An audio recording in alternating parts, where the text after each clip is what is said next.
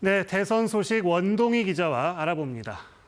이재명 후보가 오늘 유세 도중 국민 주권 정부 이런 단어를 언급했습니다. 오늘 어떤 행보 보였는지 좀 정리를 해볼까요? 네, 어제까지 영남을 공략했던 이 후보는 오늘 전남을 찾으며 동서를 가로지르는 유세를 진행을 했습니다. 어제 오늘 이틀에 걸쳐 임진왜란 당시 이순신 장군이 활동했던 남해안 벨트를 찾으면서 통합의 메시지를 강조했습니다. 오늘 첫 일정도 호남으로 향하는 길에 들른 경남 화동군 화개장터에서 진행됐는데요. 이 후보는 광주와 대구 출신 청년들과 대담을 진행하며 동서 화합을 강조했습니다. 이후 전남 광양과 여수, 순천, 목포를 차례로 찾았는데요. 서남해안 지역 재생에너지 산업을 육성하는 등 지역 균형 발전 공약도 내세웠습니다. 또 다음 정부의 이름은 국민 주권 정부가 될 거라고 강조했습니다. 이 후보는 국민의힘을 탈당한 무소속 김상훈 의원의 지지 선언에도 감사의 인사를 표했는데요. 그가 합리적인 보수 인사라면서 입당을 권유하기까지 했습니다. 스승의 날을 맞아 교육 공약도 내놨습니다. 유아 교육 보육비 지원을 5살부터 단계적으로 확대하고 유아 사교육 문제 해법 마련과 교권 보호, 서울대 10개 만들기 등을 약속했습니다. 김문수 후보는 오늘 정책 공약을 많이 발표했네요. 어떤 행보 보였는지 좀 정리를 해볼까요? 네, 사흘간 영남권을 누비며 지역 표심에 호소했던 이 후보는 오늘 서울에서 정책 공약에 집중을 했습니다.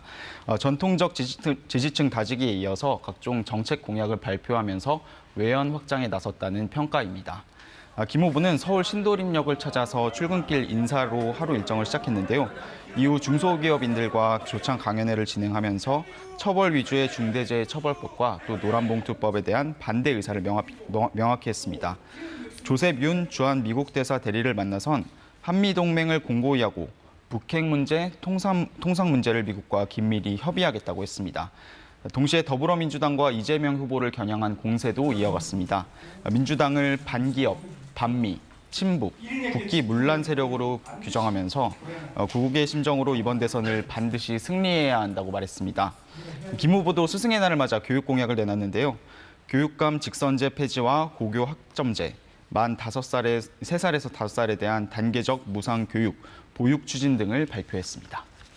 네, 이준석 후보 그리고 권영국 후보의 오늘 행보도 좀 볼까요?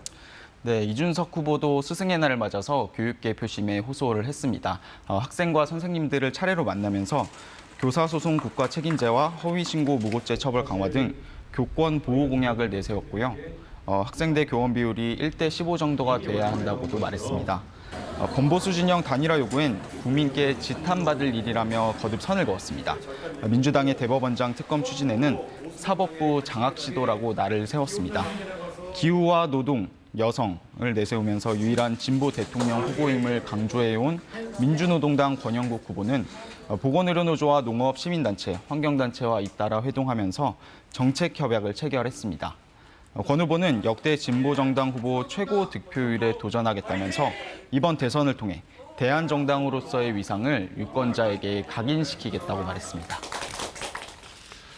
다른 얘기도 좀 볼까요? 지금 윤석열 전 대통령의 탈당을 놓고 많은 이야기들이 나오고 있습니다. 김문수 후보는 어떤 입장입니까? 네, 일단 국민의힘은 윤 전 대통령에게 탈당을 공식 권고하면서 압박을 시작을 했는데요. 김용태 비상대책위원장은 윤 전 대통령이 합리적 판단을 할 것이라면서 정중히 탈당을 권고한다고 말했습니다. 윤 전 대통령의 수용 여부와 관계없이 또 다른 절차도 고민하겠다고 밝혔습니다. 헌재에서 위헌 판단을 받은 법원의 당원의 당직을 제한하는 방안을 고민하는 것으로 알려졌습니다. 하지만 김문수 후보는 대통령 후보가 탈당을 권유하는 것은 적절하지 않다며 오늘도 윤 전 대통령 탈당에 선을 그었습니다. 김 후보는 앞서 대선 후보 확정 직후 윤 전 대통령과 통화에서도 탈당 문제는 윤 전 대통령의 판단에 따르겠다고 밝힌 바 있습니다.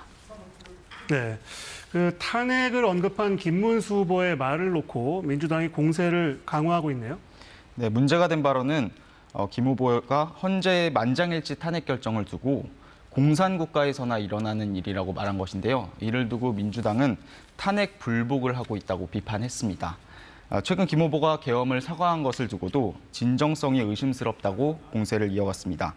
김 후보가 윤 전 대통령과 통화에서 계엄이나 탈당 얘기가 있었는지 전말을 밝히라고 압박했습니다.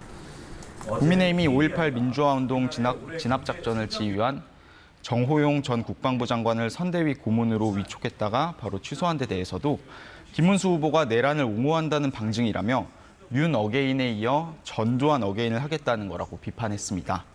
사법부를 향한 민주당의 압박도 거셉니다. 윤 전 대통령 내란 재판을 하고 있는 지귀현 부장판사의 향응 의혹에 대해 사법부는 입장을 밝힐 게 없다고 했는데요. 이에 대해 민주당은 사법부의 자정 능력 상실, 제 식구 감싸기라고 비판했습니다. 이재명 후보도 대법원 압박을 이어갔습니다. 어제 내란 세력을 세울 법정은 깨끗해야 한다고 한데요. 오늘도 민주주의 최후의 보루 사법부에 대해 깨끗한 손으로 해야 한다고 말했습니다. 민주당의 이런 이른바 사법부 압박에 대해서는 국민의힘이 강하게 반발하는 양상이죠. 네, 김문수 후보는 대법원 앞에서 규탄 대회를 하는 등 민주당의 대법원 압박을 비판했습니다. 유죄를 판결하겠다고 대법원장을 탄핵하겠다고 하는 건 유례가 없는 일이라고 하면서 민주당 이재명 후보를 범죄자, 독재자라고 비난했습니다. 규탄 대회는 예정에 없던 일정이었는데요. 김용태 비대위원장 등 국민의힘 의원 50여 명이 함께했습니다. 김 후보는 긴급 기자회견도 열었는데요.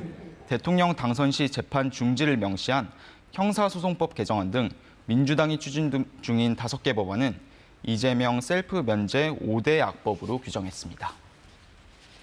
네, 그리고 하와이로 떠난 홍준표 전 대구시장 SNS에 올린 글이 화제가 되고 있습니다. 어떤 내용이죠?